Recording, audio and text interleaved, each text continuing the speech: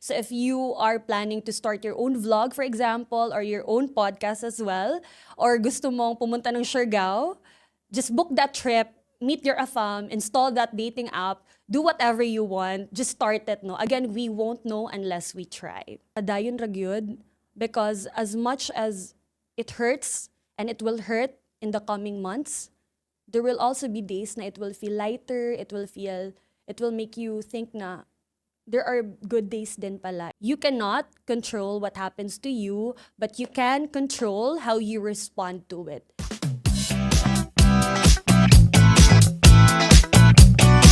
Hi everyone, welcome to the first ever episode of Wonder to Know with Rona Villano. Before anything else, I would first want to greet no and tell everyone I wish you had an amazing holiday season, be it with your family, your friends, your workmates, if na may duty at that time, or if you spend it alone like I did, I wish you had an amazing moment with yourself. Again, belated Merry Christmas and Happy New Year, everyone. Now, as part of our transition into 2026, I have finally decided to do my own podcast and start my channel. So finally, after many years of wanting to do this, after so many doubts and so many moments of reflection, and if you are hearing this, tendencies are, it's out there and it's already published. So hi everyone. This is it. Wala na talagang atrasan to. Again, welcome to my first ever podcast. With that, we would want to thank Sonar Studios for this studio setup and making my podcast debut possible. So ilahaning effort tanan guys, what you are seeing right now, if you are watching on YouTube or on other social media platforms, this is the studio of Sonars and you can check their social media at Sonars Studios _PH. For those who do not know me yet, I am Rona Maria Villano, 24 years old. I was born and raised in the municipality of Labason in the province of Zamboanga del Norte. And then for my academic journey, I then transitioned or transferred to Zamboanga City where I finished my college degree. And then I transferred na sad, sige tag-transfer no, here in Cebu City to explore more and see unsay gahulat nato no professionally.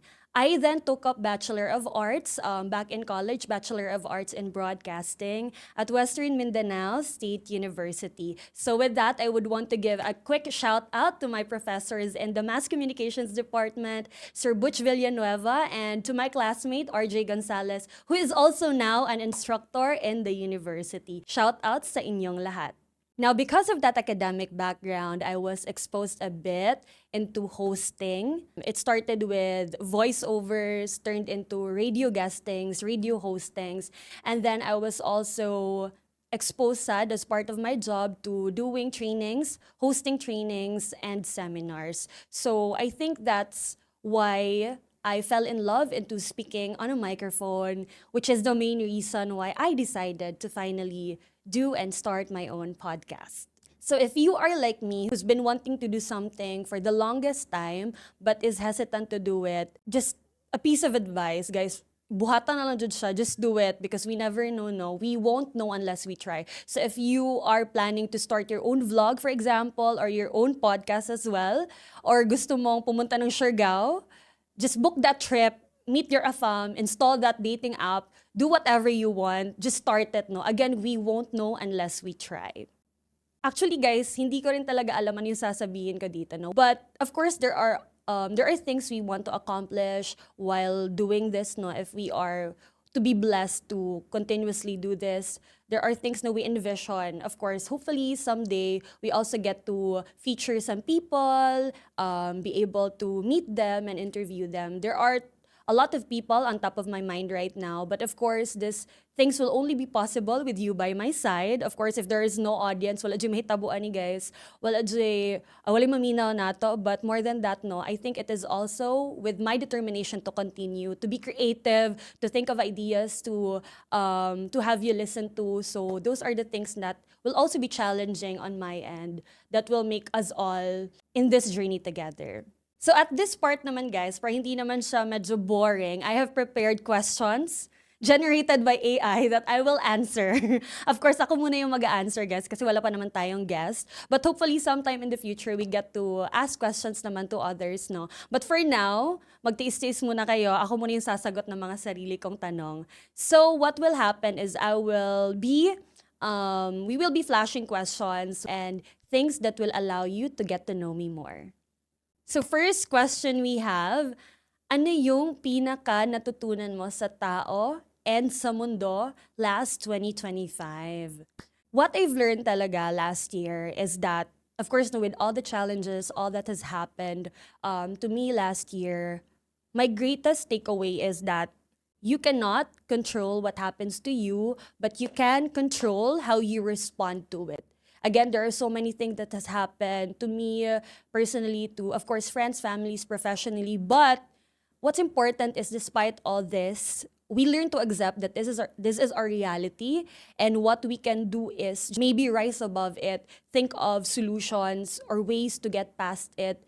That's my biggest takeaway because hindi pwedeng masyadong maglugmok sa emotions, especially when there are people depending on you, people who needs you to continue for them. So it is the philosophy of stoicism that is really one of my biggest takeaway for 2025. Our next question is, kung may isang advice ka sa sarili mo noong January 2025, what is it? Ano yun? So if I am to speak to my 2025 self, no, and give her an advice, siguro yung masasabi ko lang talaga is, padayon ra gyud day. In Tagalog, it means, ipagpatuloy mo lang te. Because again, there are a lot of things that will happen in her year, in the scope of 2025. Siyempre, hindi ko naman pwedeng sabihin sa kanya ano yung plot twist ng buhay niya. But I just wanna tell her, padayon ra gyud. Because as much as it hurts, and it will hurt in the coming months, there will also be days na it will feel lighter, it will make you think na, there are good days din pala. It's not always tragic, it's not always sad. So, padayon ra gyud day because one day you will be recording your first ever podcast, Charis. So that's one thing I would tell her, padayon ra gyud. Number 3, ano ang pinaka-simple thing na nagdala ng saya sa'yo noong nakaraang taon? So, hindi lang siya noong nakaraang taon, not only in 2025, but I think in the years prior, one of my simplest, biggest joy is Taylor Swift, guys. I'm wearing her right now. This is the Tortured Poets Department shirt. So she's been with me, no, though she does not know me personally. She's been with me for many years, and she is my dopamine talaga, guys. Wala nang iba. Next question we have, ano yung isa sa mga goals mo this 2026 na gusto mong i-share sa mga listeners? So, I have so many goals, guys, but I think it will always go back to sino yung priority ko, and that will always be my family. So, at this year, one of my biggest goals talaga is to make sure that my sister goes to med school. She has been a very good sister, a very good companion. She actually graduated college last year, 2025, cum laude, and she passed the board exam as well on her first take on self-review. So hindi na siya humingi sa amin for review center because I know she doesn't want to burden us with the cost. But I think she really deserves to go into med school. However, it is only possible if I can afford it. So if hopefully God will bless us, no, and we will be able to send her to med school. That's one of my biggest goals this year. And second is to be able to consistently provide for my nephews. So may mga pamangkin ako, guys. I have 2 nephews, and hopefully I get to really bless them, no, and support their education as well. So those 2 things are my priorities for 2026. Next is, ano yung pinaka-exciting na bagay na gusto mong maranasan this year? So I'm turning 25 this year, guys. My silver anniversary in this world. So in my 25th year, I hope to experience not being so harsh on myself, because last year was filled with self-sabotaging, moments of crying myself to sleep, thinking I wasn't good enough. Because you know you can do a lot, and yet you somehow cage yourself in a box because again, you're too embarrassed to do it. You're full of self-doubt. So parang, you know you can do it, but you're just not starting it. So this year, I hope that I am able to love myself more, not to be so harsh on myself any further, and just do the things that I love. So yun yung gusto ko talagang maranasan by 2026. Next question is, who is your favorite content creator lately? Here in Cebu, guys, I really have a favorite content creator. His name is Kobe Go. So if you know him, he's one of my favorites talaga dito in Cebu. Even when I was still in Zamboanga City, I watch him a lot because I think he's funny, he's smart, he has a good personality on TikTok. He's more active on that account.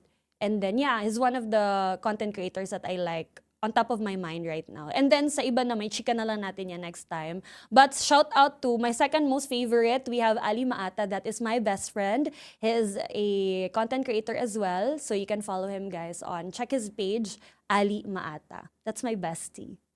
Next question, we have, what is your biggest achievement in 2025? So kanina I was able to mention my sister. I've been thinking, actually reflecting, ano ba yung pinaka na-achieve ko this 2025? Is it me moving to Cebu? Is it me getting a new job? But when I really think about it, it always goes back to my sister and how she was able to finish college, graduate again cum laude, pass the board exam and everything. She is my biggest achievement last year, that I can say. Again, because of someone who supported her journey, who supported their academic needs. It is a big achievement on my part as a sister to see her grow and spread her wings that way. So yeah, yun talaga. Kung pwede kang mag-travel kahit saan in the Philippines, where would it be and why? That I think is El Nido. I think El Nido is really majestic. I've been to Siargao and I loved it. Kadagan kay afam dito, guys. And medyo na-inspire kayo ko mag-install sa og dating apps because of it and transfer to Cebu kay dagan sa afam diri. But I really want to go to El Nido because I think it's, again, so majestic and very natural jud kay ang vibe. So that's one of my part of my bucket list as well. Next, what is your goal for this podcast? Again, we are just starting. Napata sa ato ang first episode. And actually, right now, kulba ko ga-record, ani.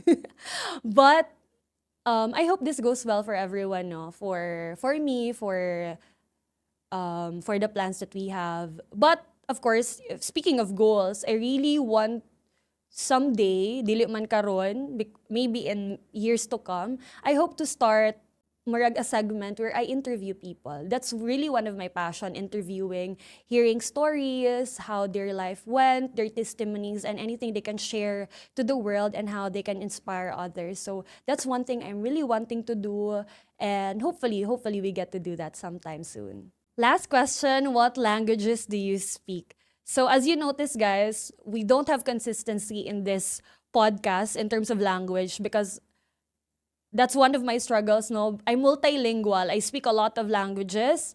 I think I have 4 or 5 languages that I do practice and speak. Number 1, I speak Chavacano. That is my mother tongue. So that's what I grew up speaking jud sa among balay. So Chavacano, for example, Buenos dias con ustedes, takiyo arat and record di aton podcast aki na Cebu City. So that is Chavacano. Also, I grew up in an environment filled of Bisaya people. So kay bawsat ta magbisaya, guys. Mo na akong gikadakan